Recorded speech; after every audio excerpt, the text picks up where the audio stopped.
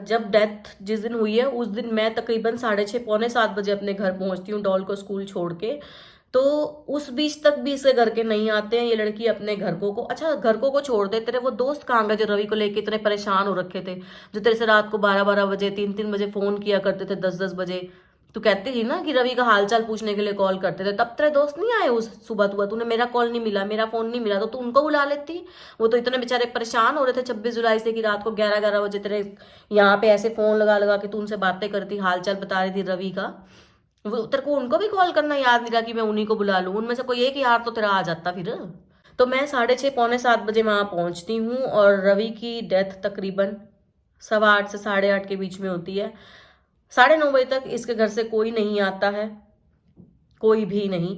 अगर इसकी इतनी थी, हम इसको इतना टॉर्चर कर रहे थे, इसके माँ बाप भी हमारे घर का खर्चा चला रहे थे, जैसा कि इसकी माँ ने कहा। इसकी माँ और हमारा इतना सपोर्ट कर रहे थे। हॉस्पिटल में तो दूर की बात है, 1 रुपया भी किसी ने मदद नहीं करी।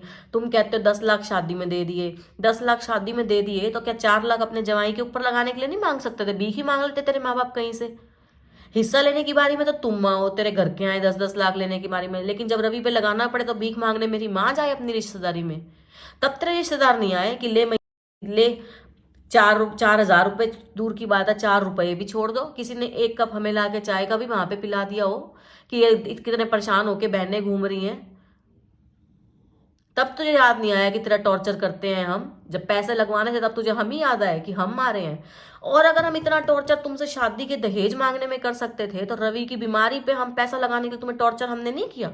एक बार भी हमने तुमसे नहीं कहा कि जा तेरे घर को से पैसे लेके आ, हमने अपने भाई का इलाज करवाना है? हम इसका टॉर्चर उस टाइम कर रहे थे शादी के लिए, 10 लाख भाई जाने के बाद हम इससे दहेज मांग रहे थे, घरेलू हिंसा कर रहे थे। तो जब भाई ने गोलियां खाई तो हमारे पास तो बड़ा इजी ऑप्शन था, हम तो इसको उसी टाइम फंसवा देते। फिर तो ये क्या है, इसके पूरे खानदान को हमें पैसे देके समझौता करना पड़ता। फिर तो इसे खानदान वाले हमसे कहते लो 10 लाख ले लो, 20 लाख ले लो, लेकिन हमें जेल से निकलवा दो। यार हमारा तो दिमाग ही काम नहीं किया, हम तो तेरे को तभी फंसवा देते फिर गोलियों में कि तूने गोलियां खिलाई हैं। बहुत बड़ी गलती होगी हमसे ये तो फिर, है ना? तब हमने तेरा टॉर्चर ही नहीं किया, जबकि हमारे पास इजी ऑप्शन था। हमें पता था रवि तो 2-4 दिन का मेहमान है, हम तो तेरे ऊपर तभी नाम लगा देते, लेकिन हमने नहीं किया। ना हमने तुमसे टॉर्चर करके पैसे मंगवाए कि रवि के इलाज के लिए 4 लाख रुपए ला दे, कहीं से 2 लाख रुपए ला दे।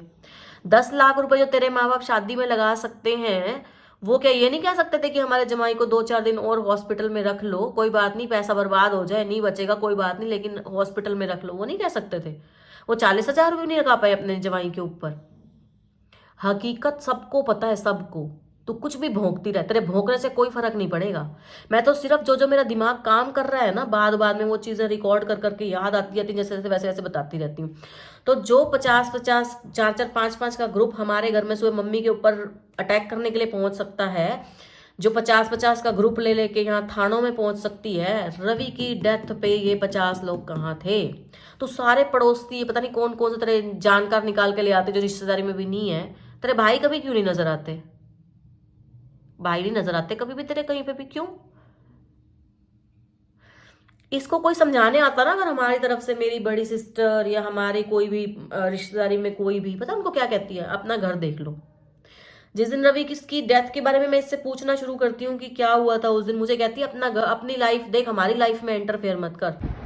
ये फोनों पे भी कर ले कोई बात नहीं, हम अपने घर में भी ना करें। आपने मेरे को फोन से भी रोका कि मैं अपने माँ बाप रिश्तेदारियों से बात भी ना करूं। जिस नंबरों पे बात हुई है ना, वो नंबर की दिखाऊंगी डिटेल, बस चुप रहियो। रिश्तेदारों से करो, सामने बैठ के करो। कौन बीवी होती है बार बार फोन साइलेंट कराए? कौन बार बार फोन साइलेंट करके आता है? सब बता रहे हैं। कौन फोन साइलेंट करके आता है? मैं तो कोई गई नहीं तेरे ऊपर, एक कल चक्कर काट के आई हूँ। मेरी बात सुनो, आपने पता है मेरे बारे में क्या सोच रहे हो कि वो मैं कुछ नहीं चाहती, मैं तो कुछ नहीं चाहती, मैं कुछ भी नहीं चाहती। जाने वाला चला गया, वो यही है, वो सब देख रहा है किसने क्या किया। मेरे को माफ कर प्लीज, मैंने कुछ नहीं करना तुम लोगों का। मैं तो अभी हाथ पैर काट रहे हैं। हमारी लाइफ में इंटरफेयर मत करो, बहुत कर रहे हो आप। किसकी लाइफ में? कर रहे हो सबकी। मेरी माँ का घर है, करूंगी और यही बैठ के करूंगी। एक्सक्यूज मी, तू मेरी माँ के और मेरे भाई के घर में बैठी है, वो मेरा घर भी है, तेरे से पहले है, ठीक है? तेरा तो हिस्सा शायद अब वहां पे है भी नहीं, मेरा घर है वो उतना ही। और मेरे ही घर में बैठ के तू मुझे कहती है कि अपना घर देख ले, हमारे घर पे इंटरफेयर मत कर। मेरा घर जैसा है ना तेरे से बहुत अच्छा है। मैं एटलीस्ट किसी के बेटे को जान से मार के नहीं बैठी हूँ, किसी का भाई नहीं खा के बैठी हूँ। तो ये औरत ना हर किसी को एक ही बात बोलती है, अपनी लाइफ देख लो, अपना घर देखो, तेरे से अपना घर तो हुआ नहीं। भाई घर में कलेश तो हर किसी के है, किसके नहीं है, सबके घर। हम माँ बेटी का भी हो जाता है। तू कौन होती है किसी को कहने वाली कि अपना घर देख लो? औरों का घर तेरे घर से बहुत बेटर है। पूछ कैसे? तेरे भाई क्यों नहीं नजर आते? तेरे एक भाई का एक बार डिवोर्स हुआ, शादी हो गई, जो दूसरी आई वो भी छोड़ के भाग गई, वो भी छोड़ के भाग गई। तीसरी तू भी अपना घर बर्बाद करके बैठी है। दूसरों के ऊपर उंगलियां उठानी बहुत आसान है। आज इस औरत ने मुझे मजबूर कर दिया है।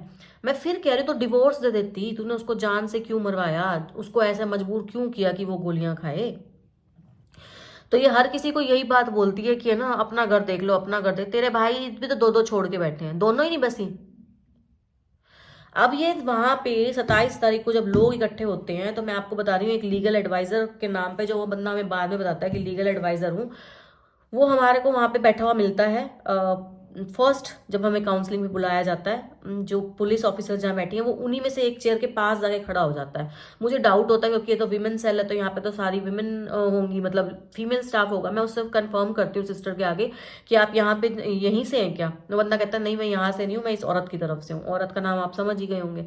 बात खत्म हो जाती है। 27 तारीख को जब हमें वहां पे बुलाया जाता है, तो वहां पे वो बंदा फिर आता है मेरे जिया जी के पास, और वो अपने आप को ऐसे दिखाता है कि जैसे वो यहीं पे काम करने वाला हो। वो कहता है जी आप लोगों का नहीं हो रहा, चलान बनवा दें, चलान हो जाएगा, कोर्ट कचहरी के धक्के खाओगे, कब तक खाओगे, देना तो आपको फिर भी पड़ेगा, ये अच्छा है, ऐसे है वैसे है। मतलब उसकी कोशिश ये थी कि समझौता कर लें। इतनी देर में वो जिया जी को नंबर भी दे देता है। चालाकी देखो। अच्छा, मैं पता क्या होता है फिर ना, फिर ये आदमी ना प्रोटेक्शन ऑफिसर के पास जाता है और उनको कहता है हम आपस में बात कर लेते हैं जी, एक बार अगर बन जाता है कुछ तो ठीक है, नहीं तो फिर हम आपसे आगे काउंसलिंग कराते हैं। प्रोटेक्शन ऑफिसर मुझे बुलाती है, मैं उनको साफ मना कर देती हूँ कि हमें बात नहीं करनी है। वो कहती है कि इंदु मैं बिजी हूँ थोड़ी सी, एक बार आप बात कर लो, अगर आपस में बन जाता है ठीक है, नहीं बनता तो कोई बात नहीं। ये आदमी ना हमें उन लोगों के बीच में नहीं लेके जाता, वहीं रोक लेता है मिड में।